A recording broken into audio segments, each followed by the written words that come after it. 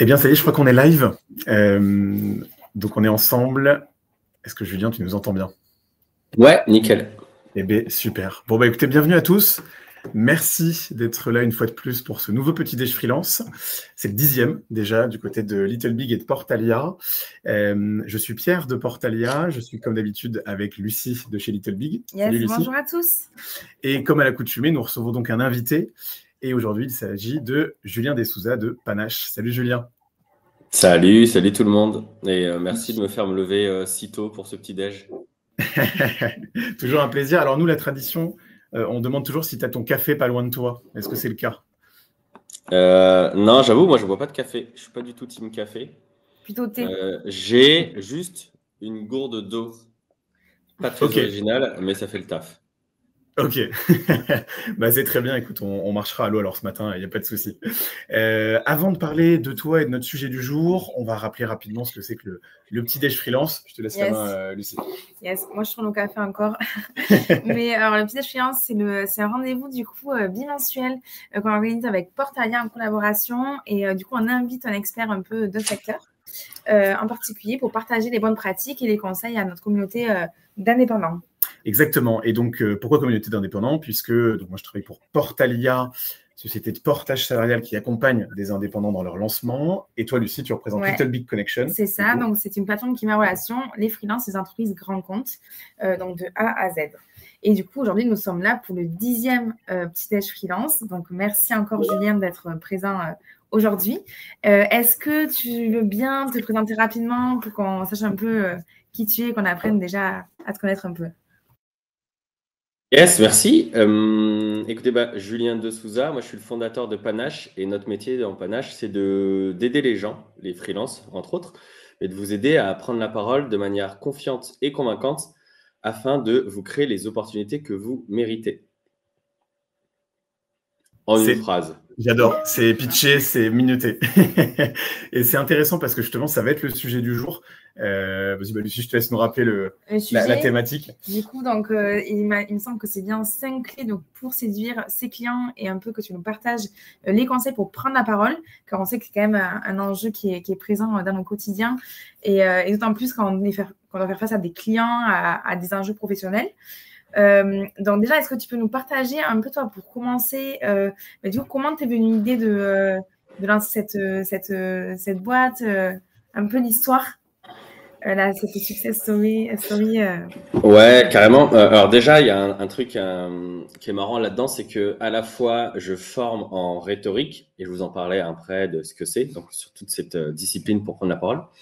Mais je suis aussi, de fait, maintenant un entrepreneur parce qu'il y a une marque, il y a besoin de la développer, la structurer. Mais je vous raconte ça parce qu'à la base de la base, moi, j'ai un bac+5 en physique-chimie.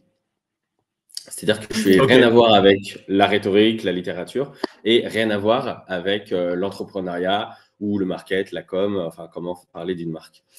Donc, vous me voyez là, imaginez-moi en blouse, avec un Erlenmeyer, avec des pipettes jaugées, en train de faire des études et de faire des recherches. Et d'ailleurs, mon premier taf, ça a été d'être chercheur en labo et j'ai étudié la fonte du Groenland.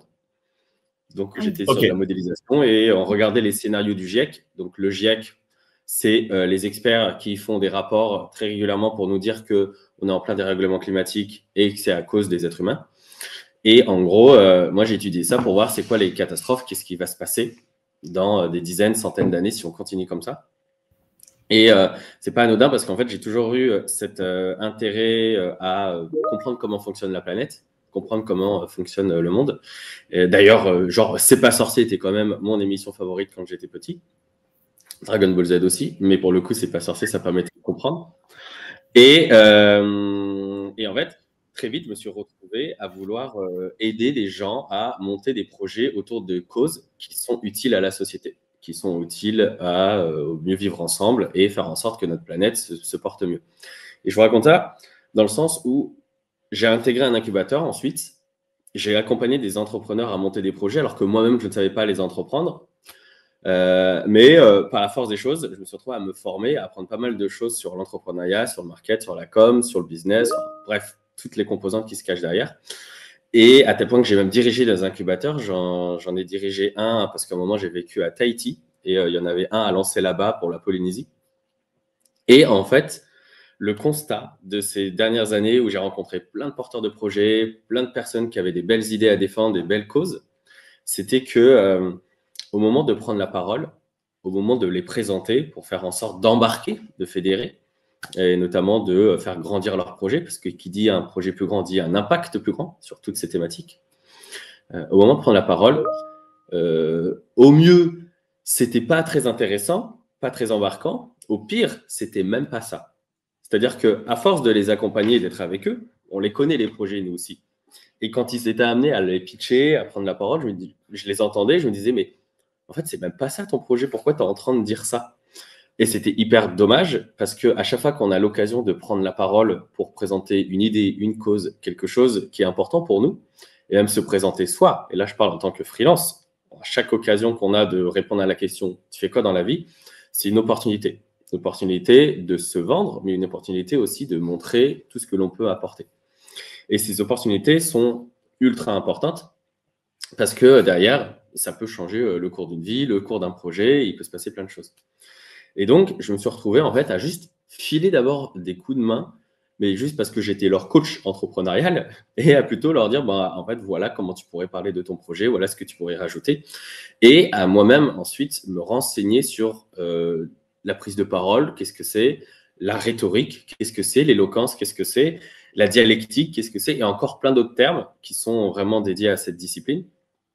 Et à lire des bouquins là-dessus, et à regarder des vidéos là-dessus, et à regarder des méthodes, et à aller voir des bouquins qui datent de 2500 ans et qui parlent de techniques pour faire de la persuasion, pour augmenter sa force de conviction.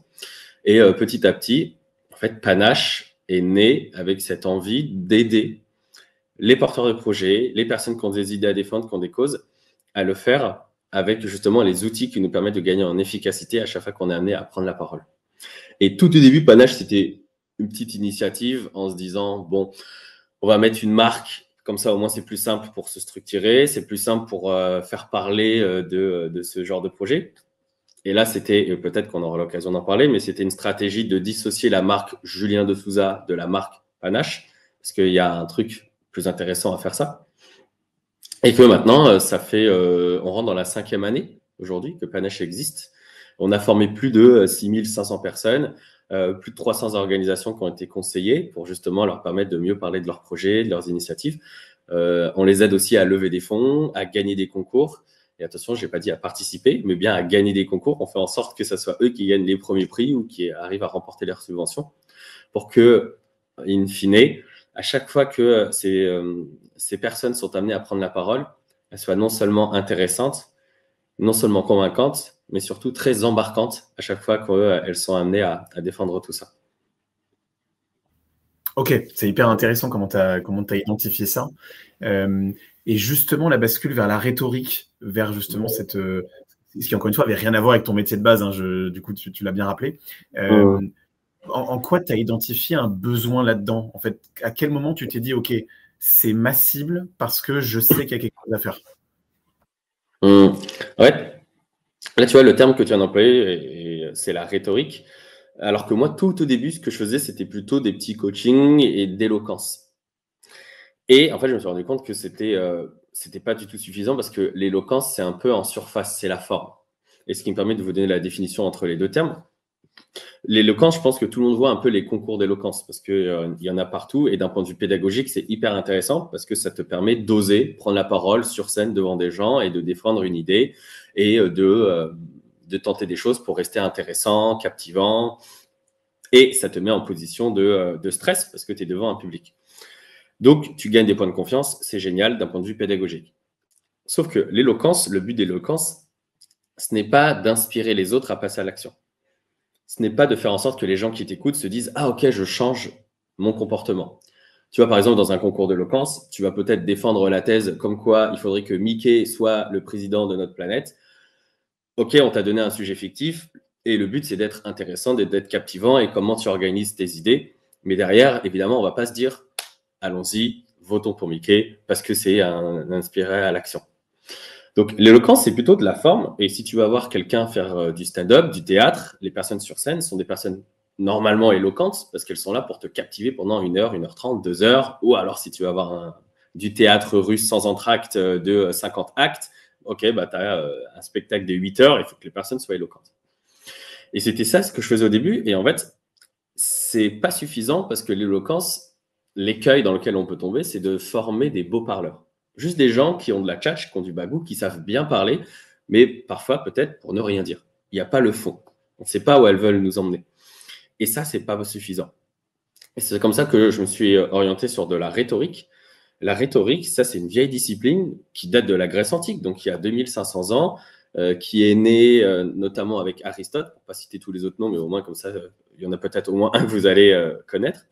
Et le but même de la rhétorique, quand ça a commencé à être né, c'était de faire en sorte que les citoyens puissent se défendre que lorsqu'ils étaient au tribunal, parce qu'il n'y avait pas les histoires d'avocats. Le but, c'était je dois me défendre ou je dois défendre mes causes, ou si je suis dans mon agora pour prendre la parole, il faut que je défende mes propres idées. Donc, qui dit se défendre dit inspirer à l'action. Derrière, qu'on me dise tu n'es pas coupable ou ok, on va te suivre. Et c'est une des grandes différences parce que qui dit inspirer à l'action dit changer le comportement. Et quand on est freelance, quand on est en train de prendre la parole, ce qu'on veut, c'est pas que la personne nous dise waouh, c'était trop intéressant. C'est qu'elle nous dise ok, j'ai trop envie de bosser avec toi. Et on commence demain. Donc, il y a une action. Donc, il y a un changement de comportement. La personne agit, celle qui vous écoute. Et c'est comme ça que je me suis dit, bon, en fait, c'est important de bosser pas seulement sur l'éloquence, mais beaucoup sur la rhétorique. Parce que la rhétorique, c'est tout cet art de prendre tes idées, tes messages, les organiser dans des prises de parole, dans des discours. Donc, en gros, tes Legos, tu les organises pour que ça ait de la forme, dans le but de mettre ce public en mouvement, dans le but que les gens agissent. Ça, la rhétorique, ça veut dire qu'on peut aussi très bien l'utiliser qu'à l'écrit. Je suis sûr que tout le monde voit passer sur LinkedIn des formations en copywriting où on vous dit l'art de vendre avec les mots. C'est un nouveau mot pour dire la rhétorique. Le copywriting, c'est un mot anglais, mais en fait, c'est tout simplement avec les mots, comment j'organise mes messages pour qu'à la fin, tu te dises j'achète, je like, je commente, j'agis, il y a un comportement. Donc ça, c'est tout simplement des techniques de rhétorique qui sont utilisées. Et le bon combo, finalement, la rhétorique plus l'éloquence, vous devenez des orateurs et des oratrices en puissance. Parce que la rhétorique, tu as le fond hyper convaincant, persuasif, bien organisé, structuré. L'éloquence, tu peux le délivrer pour que ça soit captivant, intéressant. Donc, si on arrive à associer les deux, c'est là où vous prenez la parole avec panache, d'où le nom finalement de cette boîte. Et c'est pour ça qu'on l'a appelé comme ça. Et aujourd'hui, c'est hyper intéressant. Qui sont les personnes que tu fais pousser à l'action, entre guillemets, ou que tu fais pousser à l'action? C'est-à-dire, en gros, est-ce qu'aujourd'hui, c'est plutôt des indépendants que tu conseilles? Est-ce que c'est peut-être, je sais pas, des cabinets voilà, qui sont on va dire, quelles sont tes principales cibles et tes principaux clients aujourd'hui? Ouais. Nous, on a 2 grands services. On va faire de la formation et du conseil. Conseil, rapidement, c'est tu as une prise de parole concrète à mener et cette prise de parole, on va la préparer avec toi. Tu as un concours, tu as une levée de fonds, tu as un entretien, enfin, il y a un vrai livrable à créer. Donc, on la prépare avec toi et on fait en sorte que chaque message soit sélectionné. Et quand on parle de la formation, on a 2 types de formation. Soit on fait de la formation au sein des entreprises et on forme leurs équipes, les associations, les ONG. Et d'ailleurs, 90% on appelle le B2B dans le jargon, mais 90% de ces clients-là sont des acteurs engagés, des gens qui souhaitent défendre justement le mieux vivre ensemble, des causes qui nous permettent d'être sur une planète plus vivable. Enfin voilà, on les attire et je pense que c'est pas anodin parce que moi, ça fait 15 ans que je suis dans le milieu de l'économie sociale et solidaire. Dans tous ces sujets-là, on a une patte, on a une couleur, on a une sensibilité, mais surtout, on a même maintenant développé une sacrée expertise sur cette thématique parce que ça nous permet de mieux les aider à créer leur message parce qu'on connaît très très bien les thématiques, le sujet. Et puis ensuite, on a, et ce qui peut intéresser des personnes plutôt freelance, la formation plutôt B2C où on lance des promos ou c'est des formations qui durent 6 semaines. Notre méthode, peu importe avec qui on travaille, c'est une méthode étalée sur 6 semaines parce que c'est une rhétorique personnalisée dans la durée. La rhétorique, tous les outils dont je vous ai parlé, qui vous permettent d'être plus confiant, plus structuré, plus convaincant. Personnalisé parce que chacun a un rapport particulier à la prise de parole. Où parfois on a ce syndrome de l'imposteur, on n'ose pas, on a des croyances limitantes, il y a plein de trucs qui font qu'on n'aime pas ça. Donc on a besoin de comprendre quels sont les freins pour les lever et ça c'est grâce à de la personnalisation, grâce à du coaching individuel dans nos programmes. Et dans la durée, parce qu'en fait, c'est une discipline qui demande de la pratique régulière. C'est pas en un jour que tu deviens un grand orateur ou une grande oratrice. Je pense que je ne vous l'apprends pas. Au même titre que si tu te retrouves demain à vouloir apprendre à jouer de la flûte traversière, et ben, c'est pas en un jour que tu vas devenir virtuose de la flûte traversière. Ça demande de la pratique régulière. Voilà pourquoi nous, nos programmes, et par exemple pour les freelances que l'on a dans ces programmes-là qui durent 6 semaines, ils viennent, on leur fait des ateliers collectifs, de l'individuel, des exercices, des défis, des choses à faire dans son quotidien pour tester et pour faire en sorte de développer des nouveaux réflexes, pour que ces nouveaux réflexes soient partie d'une nouvelle habitude, une nouvelle manière de travailler, de prendre la parole. Donc, nous, dans nos parcours comme ça, plutôt B2C, on a des gens qui sont indépendants, qui représentent à peu près 60%, moi je dirais, des personnes qu'on a, sachant qu'une promo, c'est 10 personnes. Donc, 6 personnes sur 10 est une personne indépendante, freelance, qui a son compte et qui se dit « j'ai du mal à prendre la parole, à parler de mon activité, parfois je pars dans tous les sens, je ne sais pas comment être efficace et je suis plutôt exhaustif en se disant peut-être dans l'eau, il y a un argument qui va marcher, alors que d'être efficace, c'est mieux. » On les aide à se structurer, à mieux prendre la parole, à gagner confiance. Et les autres personnes, on va avoir quelques salariés qui voudraient se former de manière personnelle ou beaucoup de dirigeants et dirigeantes de boîtes, d'assaut qui viennent en se disant « je voudrais passer d'un niveau bon à excellent ». Parce que là, ça va, je prends souvent la parole, et je voudrais devenir mémorable, il se passe un truc. Donc là, on va pouvoir muscler encore plus le style, surtout dans les temps individuels. C'est le gros avantage des temps personnalisés. C'est hyper complet. Avant qu'on aille justement un peu plus en profondeur sur ces sujets-là, avec notamment les 5 clés, on l'a appelé comme ça, mais en tout cas les 5 thématiques que tu vas nous mentionner tout à l'heure, Julien, je refais un passage rapide sur ton parcours en tant qu'entrepreneur, parce que finalement, si tu accompagnes les freelances, c'est aussi parce que toi-même, toi-même, t'en as été un et t'en es un aujourd'hui. On a souvent l'habitude de demander quelles ont été tes grosses difficultés, tes gros challenges. Notamment parce que en fait, Little Big et Portalia, c'est ce qu'on traite aussi avec les indépendants. Toi, concrètement, que ce soit dans ton lancement de business, que ce soit dans sa pérennité, que ce soit aujourd'hui, c'est quoi tes plus grosses difficultés, tes plus gros challenges? Le premier défi auquel j'ai fait face, c'était tout au début où, évidemment, ce n'était pas mon métier et donc comment je pouvais gagner en légitimité là-dessus et en visibilité. Parce que moi, avant de lancer ça, donc d'être formateur prise de parole, coach en rhétorique, comme je vous l'ai dit, c'était pas ce que je faisais. Et donc, sur LinkedIn ou même mon réseau, je n'étais pas du tout connu là-dessus. Moi, j'étais connu comme formateur en innovation, coach d'entrepreneur ou facilitateur en intelligence collective. Ça, c'est des choses que je faisais avant. Donc, j'ai eu un premier défi de comment faire en sorte que les gens que je connaissais et les nouvelles personnes se disent « Ah, ok, Julien, c'est panache. Donc, panache, c'est la prise de parole. » Tu vois, un truc très clair. Pour ça, il a fallu avoir une stratégie autour de LinkedIn qui me permettait de faire du contenu autour de ça et de parler que de ça. J'ai arrêté de parler de design thinking, j'ai arrêté de parler d'innovation, j'ai arrêté de parler de tout ça pour que les gens se disent « Ah, Julien égale panache. » Et panache, prise de parole. Un truc très simple. Et ça m'a pris, je sais pas, plusieurs mois, 1 an avant que, OK, il y a un réflexe dans la tête des gens pour ça. Donc, premier défi, comment tu arrives à être identifié pour ce métier-là et seulement ce métier. Il y a des freelances peut-être qui sont slashers, tu vois, quand on a plusieurs activités. À la fois, je peux être dev, front ou back, et puis peut-être en fait à côté, je suis aussi coach en entrepreneuriat, et puis peut-être aussi à côté, je suis fabricant de mozzarella. Enfin, tu peux avoir plusieurs activités. Et je trouve que c'est hyper courageux parce que c'est difficile de se dire « Ouais, mais est-ce que cette personne est très douée et excellente dans un domaine ou juste un peu bonne partout ?» Donc, moi, mon parti pris, ça a été de me dire « Non, moi, j'ai envie d'être vu et je veux que Panache soit vu comme excellent dans un domaine parce que c'est comme ça que tu deviens une référence et donc de fermer les autres activités et de fermer les autres trucs que je faisais. » Ça ne veut pas dire que je ne le faisais pas en coulisses. On pouvait peut-être me solliciter, surtout au début, je veux dire, à un moment, il y a besoin de gagner de l'argent pour vivre. Et si tu n'es pas identifié comme un expert en prise de parole au début et qu'on fait appel à moi pour animer un atelier d'intelligence collective, en off, je me disais, ouais, on va le faire. Je ne communiquerai pas dessus, je ne ferai pas de la visibilité autour de ça, mais je le prends.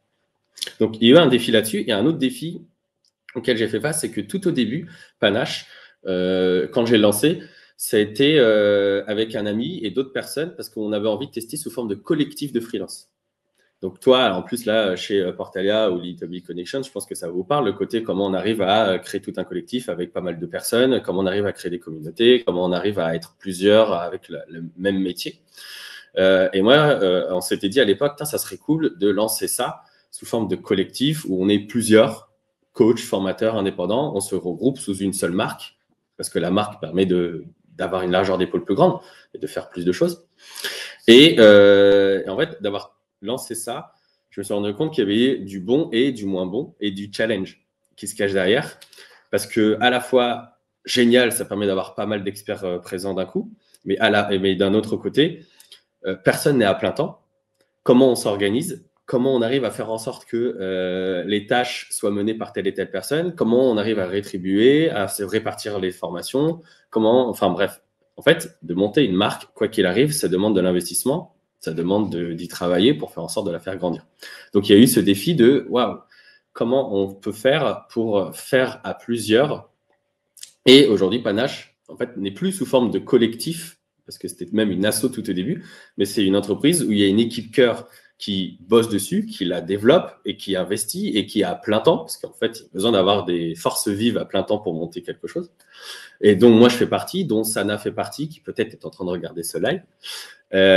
Et il y a une équipe de formateurs, de coachs avec qui on est en train de constituer cette communauté parce qu'on se dit c'est des personnes qui ont une vraie expertise et qui vont pouvoir justement alimenter la méthode, qui vont être une sorte de label de qualité aussi, parce que c'est ce qu'on essaie de faire, c'est que nos intervenants Panache, il y a une sorte de gage de qualité dans la manière dont on travaille avec nos clients.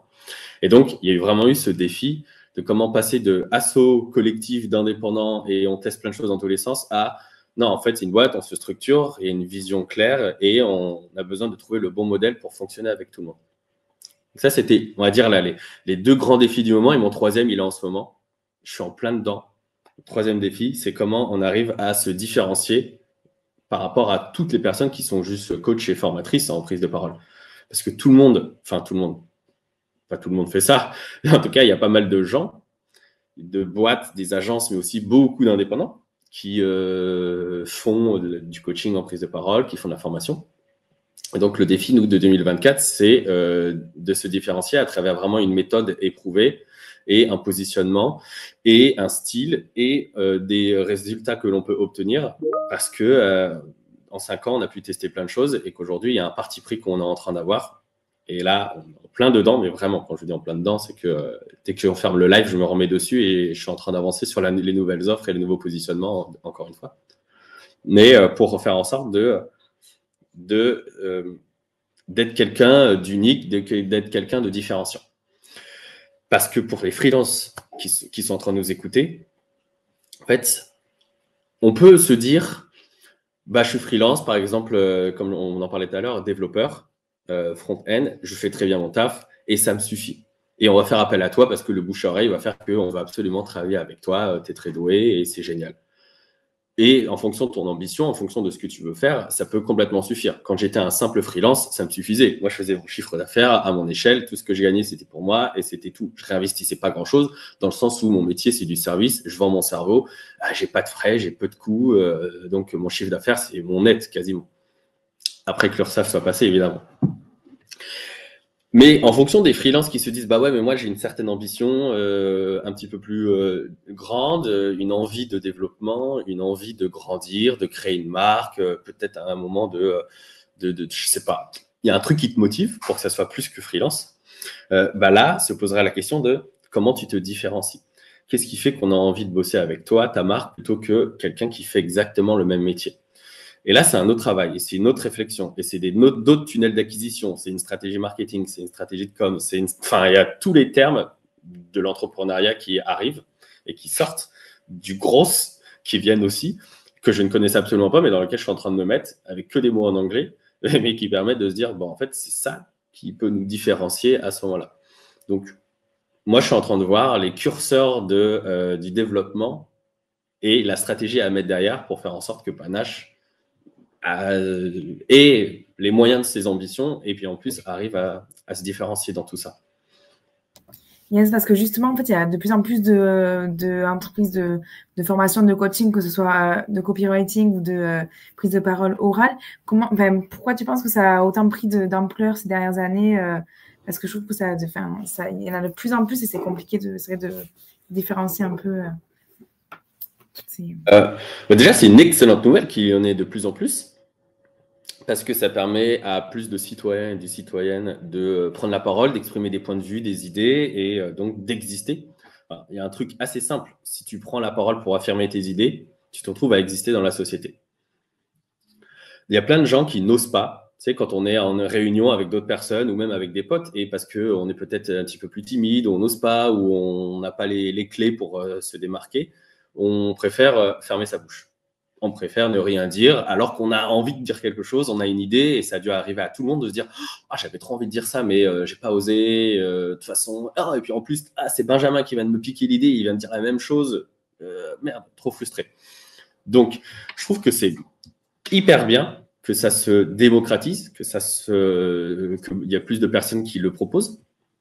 Après, évidemment, il y a une différence entre le copywriting et ce que nous, on va faire. Parce que le copywriting, c'est vraiment de l'écriture. C'est comme ça, il y a marqué writing dans le nom. Donc, pour le coup, c'est vraiment la définition est dedans. Ça va être de l'écriture et il y a plein de techniques qui permettent de le faire. Alors que nous, notre médium, notre canal, c'est l'oralité. C'est à chaque fois que tu es amené à prendre la parole.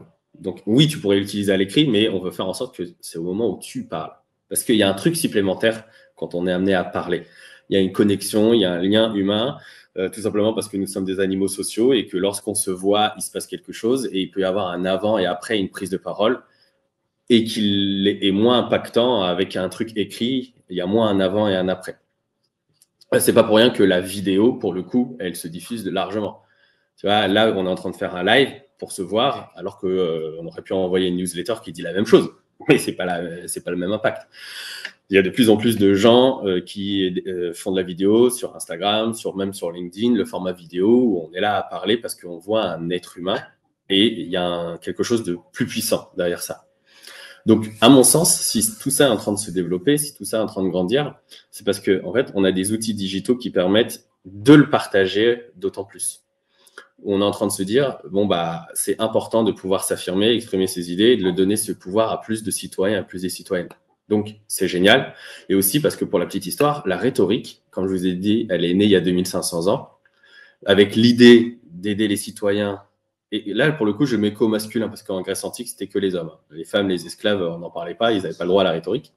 Mais à l'époque, il y avait vraiment ce côté, comment vous pouvez mieux vous défendre. Sauf que, si on regarde l'histoire, il y a un moment, on ne l'a plus transmise, on a arrêté de former, on a arrêté d'enseigner à la rhétorique dans notre milieu, dans nos pays occidentaux, tout simplement parce que il y a la monarchie constitutionnelle de droit divin, donc avoir des rois qui a commencé à arriver. Et qui dit avoir un roi dit pas de débat. Je veux dire, juste replongez-vous dans l'histoire. Imaginez si tous les citoyens et les citoyennes savaient engager, fédérer, défendre leurs idées, lever des foules pour dire attends, mais en fait, c'est pas cool ce qui est en train de se passer. Il y a un roi qui possède tous les pouvoirs et qui est en train de nous dire il faut faire ça, ça, ça, ça, ça. Donc, on a arrêté de l'enseigner parce qu'en fait, c'est tellement puissant qu'il ne faut pas la transmettre aux citoyens et aux citoyennes. Et la rhétorique n'est revenue que là, après la Seconde Guerre mondiale, où on a commencé de nouveau à se dire hey, mais en fait, c'est quand même quelque chose de puissant. Alors que, pour le coup, cette discipline a toujours été enseignée auprès d'une élite. Donc, même s'il y a eu de la monarchie, cette discipline a toujours été enseignée. Aujourd'hui, ceux que l'on a à notre gouvernement, ceux qui ont fait pour la plupart l'ENA, Sciences Po, il y a des cours de rhétorique, de dialectique. Évidemment, parce que c'est des personnes qui sont amenées à prendre la parole et donc il faut réussir à nous embarquer dans nos discours à chaque fois, voire faire de la langue de bois, voire répondre à côté. En tout cas, il y a plein de techniques qui sont utilisées et qui sont transmises. Donc, le truc qui est vachement bien avec le monde dans lequel on vit, maintenant que c'est digital, c'est que le savoir peut être transmis en dehors de l'école. Donc, même si on n'a pas été formé à la rhétorique à l'école, si on n'a pas été formé à l'éloquence, parce que personne n'a eu des cours de ça, moi, j'en ai pas eu, je pense que vous n'avez pas eu, les gens qui nous écoutent non plus, sauf si vous avez fait les grandes écoles dont j'ai parlé. J'adorerais que ça s'intègre et de plus en plus d'écoles ont envie de proposer des ateliers autour de ça, donc ça, c'est trop cool. Mais tout simplement parce que maintenant, tu sais, c'est un peu le syndrome Wikipédia, où grâce à Wikipédia, on arrive à donner le savoir à beaucoup plus de personnes, à créer des articles sur le sujet pour transmettre ces connaissances à plus de gens.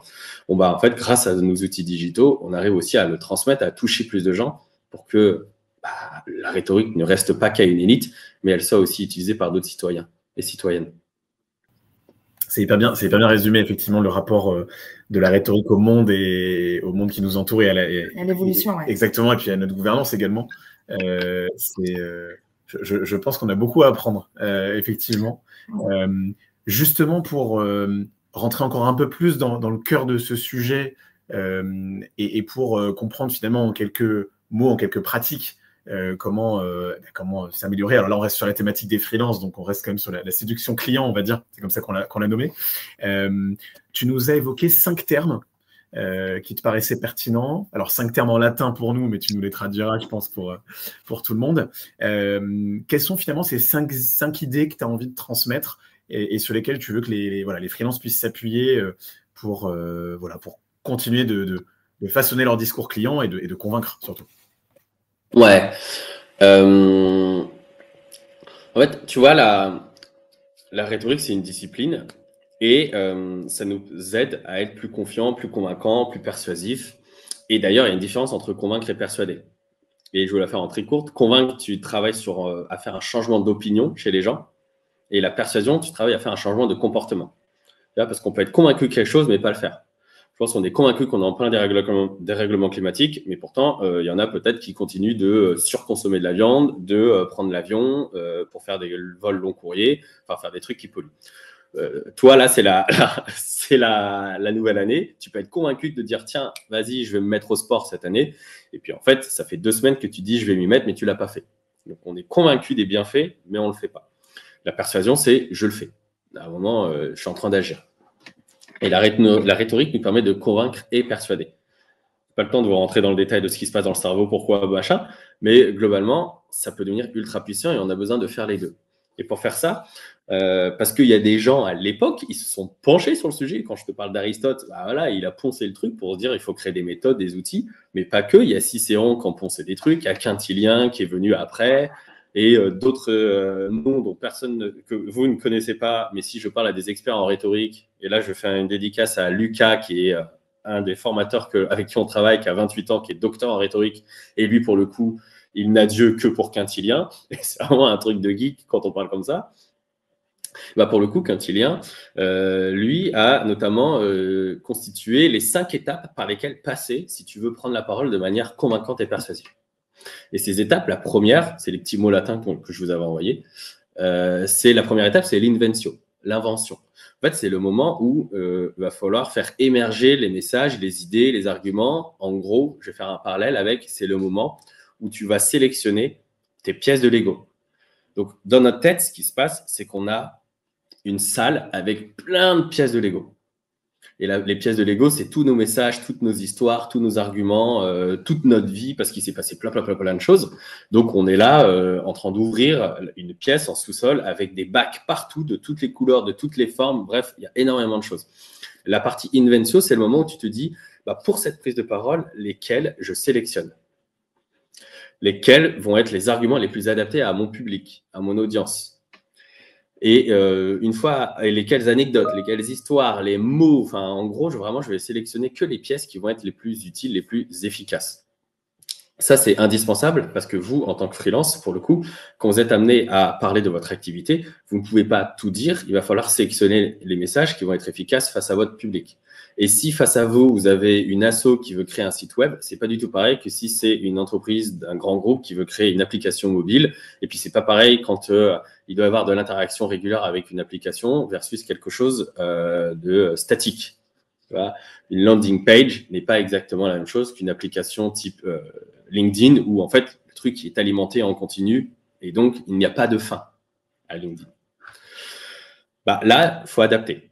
Et donc l'inventio, c'est tu choisis, tu sélectionnes que les messages qui vont être efficaces. Donc d'ailleurs, le conseil que je peux vous donner à ce moment-là, c'est de vous poser la question, qui est mon public?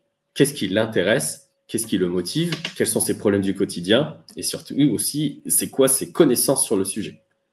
Comme ça, on arrête de jargonner et on choisit les analogies, les exemples, les anecdotes qui nous permettent d'être beaucoup plus clairs au moment de l'invention.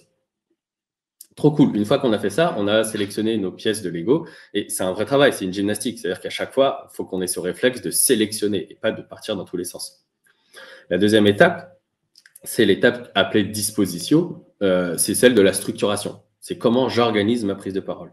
Parce qu'en rhétorique, il y a des plans qui marchent et qui sont efficaces. C'est un peu comme en musique. En musique, il y a des gammes, il y a une manière d'organiser les notes où on sait que ça marche. Franchement, moi, si je te mets devant un piano et je t'explique des notes qui vont bien entre elles, ben, on peut avoir l'impression que tu sais jouer du piano. Par contre, si tu te dis, bon, je vais faire n'importe quoi, là, on va te dire, monsieur, sortez de la gare Saint-Lazare, parce que là, en fait, ce que vous faites, c'est horrible. Donc, évidemment, il y a des structures qui marchent, il y a des structures, ça part dans tous les sens. Et il y a plein de types de plans. Et là, c'est à nous de voir quel type de plan on prend. Un plan analytique, un plan logique, un plan chronologique, un plan thématique, un plan narratif, un plan argumentatif, il y a plein de types de structures, de plans, d'autres qui sont en train d'être inventés. Peut-être que ça parle à des gens. Quand je vous parle le Golden Circle, le Start with Why de Simon Sinek, quand on dit qu'il faut commencer avec un pourquoi. Si ça ne vous parle pas, vous tapez sur YouTube Simon Sinek, le Why. Voilà, c'est un truc qui a été un peu imaginé, inventé ces 10 dernières années, donc c'est très récent. Bref, c'est des plans, c'est des structures. Il y a même des plans en marketing. Quand on parle du plan AIDA, c'est bon, il faut une accroche, un intérêt, du désir et une action. Voilà, ça c'est en copywriting. À un moment, ils en parlent. Ils vont dire, bon, une structure qui peut marcher, c'est le plan AIDA. Il faut qu'il y ait une accroche d'abord. Ensuite, il faut capter l'intérêt des gens qui nous écoutent. Il faut susciter du désir. Et on termine avec une action. Qu'est-ce que vous faites? Ça, c'est aussi un plan. Et en fait, cette partie-là, c'est à nous de définir quelle structure on va utiliser en fonction de notre objectif, parce qu'il y a des structures qui marchent plus que d'autres. Mais aussi en fonction du temps dont on dispose. En parlant de ça, d'ailleurs, Julien, tu vois, ça paraît peut-être évident, mais quand on parle, par exemple, à un indépendant qui a plusieurs clients, plusieurs typologies de clients, est-ce que tu dirais qu'il y a généralement un plan qu'il faut appliquer selon tes clients, on va dire pour chaque client, pardon, ou est-ce que justement, la disposition, c'est justement de savoir s'adapter à chaque demande? Si j'ai, là je te donne un exemple concret, j'ai un client dans le public, j'ai un client dans le privé, ou j'ai un client qui demande telle expertise, j'en ai une autre. Dans ce cas, ma disposition, mon plan stratégique, il va être différent évidemment d'un client à un autre. Je suis ouais, carrément. En fait, pour nos discussions de la vie de tous les jours, donc tu vois, tu es face à quelqu'un et qui te dit ok, parlez-moi de vous, tu fais quoi dans la vie? Donc tu vois, ça c'est un truc auquel on fait face très régulièrement. Pour moi, le plan analytique, c'est le plan le plus adapté dans 80% des cas. Et c'est le plan qu'on trouve d'ailleurs dans des structures de pitch. C'est pour ça qu'il est pas mal adapté. C'est tout simplement, je te présente le problème, le constat, la solution, les résultats qu'on peut obtenir et call to action. Donc, tu me dis, tu fais quoi dans la vie? Je vais dire, écoute, je suis sûr que toi, tu es face à des moments où tu dois prendre la parole, tu dois parler de ton activité. Il va falloir que tu arrives à te différencier au milieu de tout ça et donc à te vendre grâce à tes mots, grâce au moment où tu parles de toi. Mais la particularité, c'est que parfois, tu peux partir dans tous les sens. Tu ne sais pas exactement quoi dire. Et surtout, à la fin, les gens peut-être n'ont pas tout compris, voire ils se sont dit « Ah, c'était cool, mais je vais travailler avec quelqu'un d'autre. » Parce qu'ils ont été convaincus, mais pas persuadés. Ça, c'est normal. Ça vient du fait qu'en fait, depuis tout petit, depuis tes 3 ans, tu sais parler. Par contre, on ne t'a pas appris à convaincre. Oui, tu sais aligner des mots, sujet, verbe, complément. Génial, parce que tu fais ça depuis toujours. Mais c'est tous les jours que tu es amené à parler. Sauf qu'il y a des moments où ce n'est pas de parler, c'est de prendre la parole. Il y a des moments où ce qu'il faut, au moment où tu te défends, c'est d'inspirer un passage à l'action. Et pour ça, il y a besoin de connaître les outils, les techniques les plus efficaces. Et ça, la rhétorique, ça te permet de muscler justement ta capacité à être un bon orateur ou une bonne oratrice. Et nous, c'est ce qu'on fait avec Panache. On te forme justement à la rhétorique pour faire en sorte qu'à chaque fois que tu te retrouves à être dans une situation où tu dois parler de toi, ce soit une opportunité de gagner. Parce que tu mérites des opportunités. Et pour ça, tu mérites de prendre la parole pour bien défendre tes idées et bien défendre tes projets.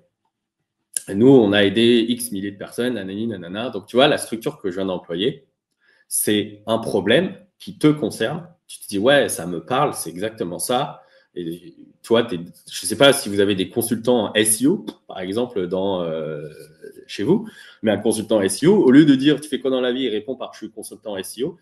bah, il va dire, écoute, toi, de ce que j'ai cru comprendre, a priori, tu as envie d'être visible, tu as envie d'avoir du trafic sur ton site, tu as envie de les convertir, tu as envie que ça devienne, que tes prospects deviennent des clients. Et pour ça, tu adorerais que quand on tape formation prise de parole dans Google, tu arrives dans le top 3 des recherches pour faire en sorte que les gens te trouvent.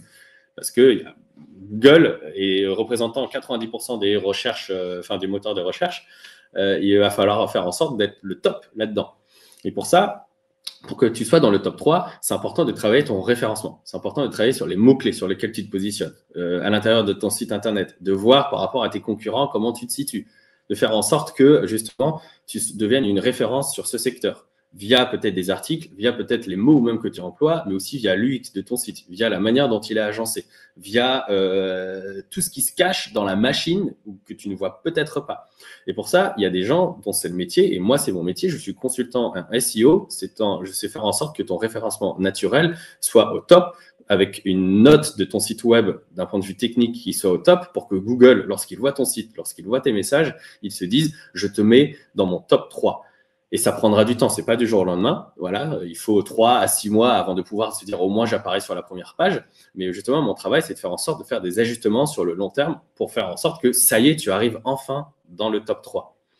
Moi, je suis consultant en SEO et on peut voir ensemble comment on peut t'aider à venir dans le top 3. D'ailleurs, est-ce que c'est ton objectif? Donc, tu vois, de nouveau, je reprends une structure juste problème auquel tu fais face. J'ai identifié tes problèmes, tes besoins. Solution, voilà ce qui existe, voilà mon expertise. Bah, au passage, c'est le nom de mon métier, mais je n'ai pas eu besoin de te le dire au début. Et call to action. Bon, bah, qu'est-ce qu'on fait? Et tu peux le faire sur n'importe quel métier. Notamment nos métiers tech et digitaux, c'est indispensable de le faire de cette manière-là parce que c'est des métiers incompréhensibles. Franchement, si tu es boulanger, tu n'as pas besoin de me le faire comme ça. Tu es boulanger, tu vas pas me dire, bon, tu vois, parfois, tu as besoin de mettre du pâté sur du pain. Mais tu te dis, il y a besoin d'avoir du pain. Non, on s'en fout. Tu n'as pas besoin, tu es boulanger, tu es astronaute, tu es docteur. Bon, bah là, ça va, c'est des métiers où tout de suite, on voit très bien. Quand on était petit, on voyait les bonhommes qui étaient dessinés dans des livres pour enfants et ça suffisait, on avait très bien compris ces métiers. Mais sauf que si tu me parles d'un consultant SEO, d'un dev, plein d'autres métiers digitaux, le seul moyen de les dessiner, c'est derrière un ordinateur. Bon, bah, on ne connaît pas plus de différence par rapport à tous les métiers digitaux qui existent aujourd'hui. Donc, on est obligé d'avoir une structure. Et la meilleure des structures, c'est de commencer par un problème qui concerne la personne, la solution que tu peux apporter, les résultats que tu peux donner. Donc, c'est une structure analytique. Hyper intéressant. Et du coup, c'est des techniques qui sont quand même hyper personnalisées par rapport à la personne et à son activité. Et du coup, vous arrivez, vous, à apporter ce coaching personnalisé pour chaque personne, du coup, qui a ses besoins et sa carrière aussi? Ouais, parce qu'en fait, nous, notre métier, c'est de poser des questions dans un premier temps. C'est de comprendre. Donc là, regarde, je viens de vous parler du SEO alors que ce n'est pas mon métier, mais à force d'en rencontrer, je vois comment ça marche. Alors, je ne suis pas rentré dans l'ultra détail et peut-être que les consultants et consultantes qui m'ont écouté ont fait « Oh là là, il a dit n'importe quoi sur ça ». Mais globalement, l'idée, elle est là. Je pense que je n'ai pas dit non plus une énorme bévue. Mais moi, mon métier, c'est de faire en sorte qu'à chaque fois que j'ai une nouvelle personne, je lui pose plein de questions pour faire… En fait, je suis un client parfait parce que si tu te retrouves à parler de ton projet face à quelqu'un qui a de faibles connaissances là-dessus, évidemment, il va falloir que tu trouves comment l'adapter et comment l'expliquer. Donc moi, je leur dis souvent, mais ok, imagine, j'ai 10 ans, comment tu me parles de ton métier? Quels mots tu vas employer? Donc, c'est indispensable pour pouvoir arrêter de faire du jargon, pour pouvoir vulgariser, pour pouvoir être dans la pédagogie. Parce qu'il y a 3 objectifs quand tu es amené à prendre la parole, c'est de plaire, instruire et émouvoir. Donc, plaire, c'est ta capacité à prendre la parole. On se dit, ah, bah, ça m'inspire confiance, ça me donne envie. Ok, lui, elle a l'air trop cool, je me projette. Instruire, c'est j'apprends aussi des choses, parce qu'en fait, les êtres humains sont curieux par nature et aiment apprendre. Donc, c'est important d'utiliser des exemples, d'utiliser des images, de donner des analogies, de donner des anecdotes, enfin, en gros, qui permettent de rendre accessible l'information. Et émouvoir, parce qu'on n'en a pas parlé, mais c'est une des composantes indispensables, parce qu'à chaque prise de parole, il faut qu'il se passe quelque chose. On ne retiendra pas tout ce que vous avez dit, mais on retiendra l'état émotionnel dans lequel on a été. Là, nous, on va se parler 3 quarts d'heure, 1 heure. Les gens qui nous écoutent, vous compris, n'allez jamais retenir tout ce que je vous ai dit. Par contre, vous allez vous dire au global, oh tiens, c'est intéressant, ou c'était trop long, ou j'ai pas tout compris, ou ah, c'était cool, ou ah, Julien. Voilà, il va y avoir une émotion qui va être générée. Et donc, il faut réfléchir à quelles émotions on va transmettre à ce moment-là, parce que c'est ça qui reste dans la durée. Ok. Et tu disais, alors je pense qu'on a même peut-être un peu teasé, on va dire, les autres idées, les autres grands points. Tu parlais également de l'élocutio, je suppose l'élocution, même si tu vas nous le détailler. Et même pas. Qu'est-ce que tu entends par là? Qu'est-ce qui est entendu par ces définitions? Ouais, donc je reprends, il y avait inventio, c'est tu fais émerger, tu sélectionnes tes messages. Dispositio, la structuration, c'est le moment où tu organises tes plans. L'élocutio, donc c'est pas l'élocution. En fait, du coup, c'est un faux ami, tu tombes dedans, c'est parfait, les gens tombent tout le temps dedans. En fait, l'élocutio, c'est le moment où tu vas mettre du style. Tu rajoutes du style, tu crées de la punchline, par exemple. Tu vas travailler tes effets pour qu'on passe d'un message, OK, il est là, machin, mais ensuite on y repasse pour y mettre une patte, y mettre un style, y mettre une couleur. Moi, je te donne un exemple. Quand j'écris sur LinkedIn, j'écris d'une traite le message que j'ai envie de partager, et ensuite j'y repasse en disant, il n'y a pas assez de Julien dedans. Il manque un truc. Il manque des petites phrases, des petits mots, des trucs, des petites blagues, parce que c'est ce que j'aime faire. Mais au moins, on se dit, ça y est, le style a été développé à ce moment-là. Donc, l'élocution, c'est comment tu développes tes effets de style, voire des punchlines que tu as envie de créer à ce moment-là. Donc là, vous allez sur Wikipédia, vous tapez figure de style, vous en avez une liste de 150 et vous vous dites, bon, maintenant, comment je passe de bon à mémorable? En gros, pour reprendre mon analogie des pièces de Lego, d'abord, on les a sélectionnées, ensuite, on les assemble. Et la partie élocution, c'est le moment où on va leur dire, bon, je vais mettre un peu de paillettes à certains endroits. Je vais mettre un peu plus de couleurs, un peu plus de panache pour que, justement, ça se démarque et que à la fin, mon bateau de pirate que j'ai envie de construire, ce ne soit pas le même bateau que tous les autres. Il y a un truc unique. Donc, la phase élocution, elle te permet de passer de bon à mémorable. Et c'est intéressant d'y passer. Nous, il y a des outils qu'on distribue pour travailler ces messages-là. Et tu vois, si je te dis je suis venu, j'ai vu, j'ai vaincu, tout le monde le connaît. Vini, Vidi, Vici. Voilà, c'est César qui l'avait dit. Et en fait, évidemment, ça a traversé les âges et que c'est devenu une citation mémorable. Parce que si César avait dit dis donc, quand je suis arrivé, il y avait beaucoup de monde. Bon, on les a bien tapés et grâce à ça, on est maintenant les vainqueurs.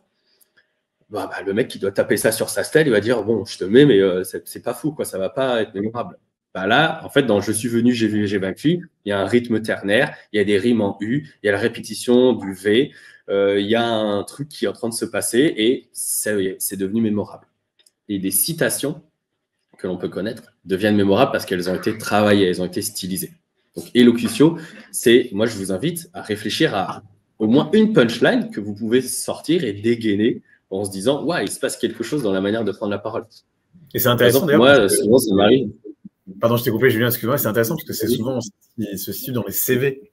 C'est que souvent dans les dossiers, pas forcément dans les dossiers de compétences, mais dans les CV, tu as souvent des candidats ou des freelances qui, justement, ont cet aspect punchline, je sais pas, en disant, tu vois, quelque chose qui est propre à eux, un peu un mot. Ouais, complètement. Ouais, nous, tu vois, par exemple, nous, on utilise le mot panache. L'avantage d'être la marque, c'est que c'est aussi notre proposition de valeur. Et donc, on dit, prenez la parole avec brio, avec éclat, avec panache. Et rien que ce mot, vu qu'il est peu employé, il y a un certain style qui a été mis à l'intérieur de tout ça. Donc, en tout cas, la phase d'élocution, c'est à vous de voir comment vous pouvez transformer un message déjà bien, mais classique, en certains passages qui deviennent mémorables. Je ne dis pas d'en mettre partout, parce que sinon, ça peut avoir le discours de Valérie Pécresse aux dernières élections présidentielles où il y a eu trop de figures de style et on les voit, et tu vois, quand on voit les coutures, vous perdez l'effet. Et puis surtout, quand on utilise des métaphores déjà vues et revues, genre mon entreprise, c'est comme si on était capitaine de même navire avec la même vision, notre boussole. En fait, c'est tellement vu et revu comme métaphore que tu perds l'effet. Donc l'idée, c'est de trouver des choses originales et d'avoir quelques phrases un peu punchline, un peu stylisées. Et les deux dernières étapes, pour finir, l'étape de mémoria, bon voilà, tu as le droit de dire que c'est la mémorisation parce que c'est ça. Donc c'est le moment où il faut connaître, il faut savoir ce que tu vas dire. Parce que évidemment, l'idéal, c'est de ne pas lire ce qu'on est en train de partager, mais c'est de le connaître. Donc, pour toutes les personnes qui, comme moi, ont énormément de mal avec la mémorisation d'un discours, d'une prise de parole, moi, ce que je vous invite à mémoriser, c'est seulement 4 choses. C'est les 10 premières secondes pour savoir vraiment comment vous lancer. Et éviter de « bonjour, je m'appelle nanana », mais « ok, comment en une phrase on arrive à vous lancer ?» Les 10 premières secondes. Les 10 dernières secondes pour savoir comment on conclut. Comme ça, au moins, ça évite de terminer par bah voilà. Non, comme ça, on a vraiment notre vraie conclusion. De mémoriser votre plan. Ok, c'est quoi les grandes étapes par lesquelles j'ai besoin de passer? Tu vois, un peu ton parcours. C'est comme dans une randonnée, tu sais que tu dois passer par la chapelle machin, tu as une autre étape qui va être le col de truc, et puis à un moment, tu vas être devant le refuge de machin, le lac de machin. Bon, voilà, c'est tes grandes étapes. Tu n'es pas en train de dire chaque mètre, il faut que je regarde chaque caillou. Donc, tu mémorises les grandes étapes. Dans ton plan, tu mémorises les grandes étapes. Ce qui veut dire que si à un moment, tu es perdu, tu sauras te rattraper sur un autre plan. Notamment parce que de toute façon, les gens n'ont pas le discours sous les yeux ou ta prise de parole. Donc, si tu oublies une partie, personne ne le saura. Et c'est pas grave. Mais au moins, tu sais comment te raccrocher. Et la dernière chose à mémoriser, bah, c'est tes fameuses punchlines. Parce que si tu as fait des effets de style, ce serait con que tu arrives et tu dises « Écoutez, moi, je suis venu, j'ai vu. Merde, j'ai pas la suite. » Sinon, on est comme dans la cité de la peur. C'est quand tu dis « Tu peux tromper une fois 1000 personnes. » Non, tu peux tromper 1000 fois, 1000 fois une personne. Non. Donc, de la mémoriser, ça te permet de ne pas être « Ah, je ne sais pas quoi dire ». Donc, la phase de mémoria, mémoriser au moins ces 4 choses. Et la dernière, c'est la action. C'est le moment où tu prends la parole. C'est le moment où tu y vas pour incarner, sublimer. C'est le moment d'éloquence. C'est « OK, il y a tout mon fond qui a été bossé. Et maintenant, je suis en confiance. Je sais ce que je vais dire. Et il n'y a plus qu'à prendre la parole. » Parce que c'est le moment où tu délivres ton fameux bateau de pirate qui a été très bien construit, avec les paillettes, avec ce qu'il faut, et tu n'as plus qu'à dire, bah le voilà. Et c'est la partie axio, c'est la partie éloquence dont on parlait tout à l'heure, et tu te rends compte qu'elle arrive que maintenant. Parce que l'éloquence, c'est la forme qui sublime le fond. Mais si tu n'as pas fait ce travail préparatoire, évidemment, tu vas être juste à dire, je parle, mais les gens ne savent pas où tu veux aller. Donc, c'est indispensable de bosser d'abord tout ton fond, tous tes messages, de bien les sélectionner pour ensuite pouvoir les délivrer et de bosser sur la manière dont tu vas utiliser ton corps, ta voix, paraverbal, non-verbal, etc. pour le transmettre. C'est aussi très important parce que ça vient sublimer tout ça, mais ça arrive que à ce moment-là. Ok. Ouais, c'est hyper. On peut encore parler pendant des heures, je pense. Alors au moins, ça donne des bases. En tout cas, c'est hyper intéressant. Je pense même comme première brique pour nos indépendants et pour toutes les personnes qui nous écoutent aujourd'hui. Alors, ce qu'on va faire, je vois qu'il est quasiment 10 heures, Julien. Alors, pour éviter de tomber sur une boisson alcoolisée à base de bière, est-ce que tu peux nous rappeler où est-ce qu'on peut trouver ton site, enfin le nom de ton site et les différents liens que tu Ouais, carrément. Carrément. Donc, nous, comme vous l'avez entendu, on s'appelle Panache. Mais si tu tapes ça dans Google, parce qu'on n'est pas bien référencé d'un point de vue SEO pour le moment,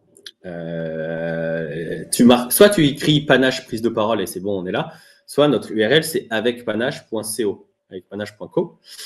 Et dessus, tu verras justement les prochaines formations qu'on va lancer dans lesquelles tout ce dont on a parlé d'un point de vue théorique, bah là, on le met vraiment en pratique. Ça fait partie de notre méthode. Le but étant de faire en sorte que vous puissiez vraiment monter en compétence là-dessus. Sachant que les formations B2C, dont je te parlais tout à l'heure, donc qui peuvent intéresser tes freelances pour vraiment muscler leur rhétorique, leur capacité à prendre la parole. Ces formations-là, on lance plusieurs promos à l'année, soit 100% en visio, peu importe où on est, soit en physique à Marseille, parce que moi j'habite à Marseille, mais il y aura peut-être des formations qui vont se lancer à Paris, parce qu'il y a plein de demandes là-bas. On lance des promos très régulièrement. Là, il y en a une qui commence le 23 janvier, donc tu vois, c'est dans une semaine. Il y a la promo numéro 16 qui se lance, où on va les former pendant 6 semaines.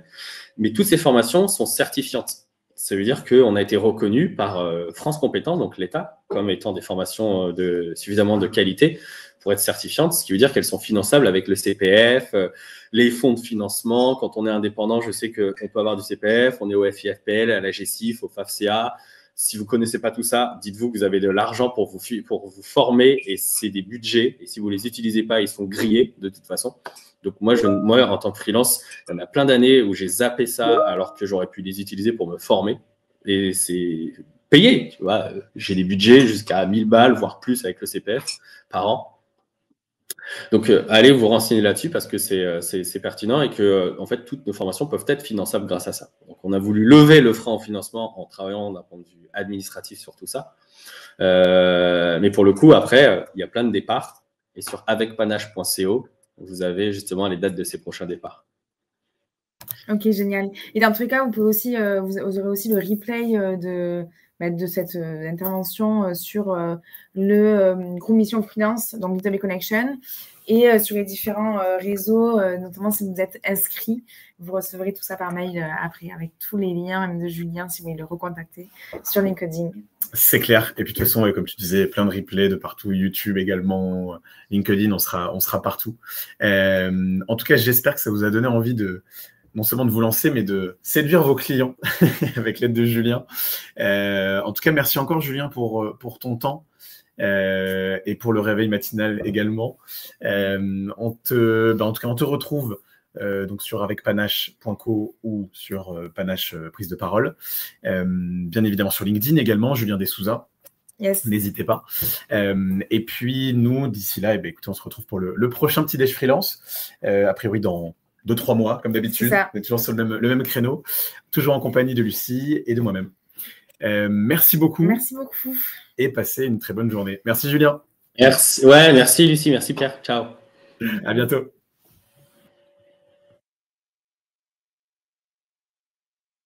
Ok, j'enchaîne. Bonjour mon amour, ça va mon amour?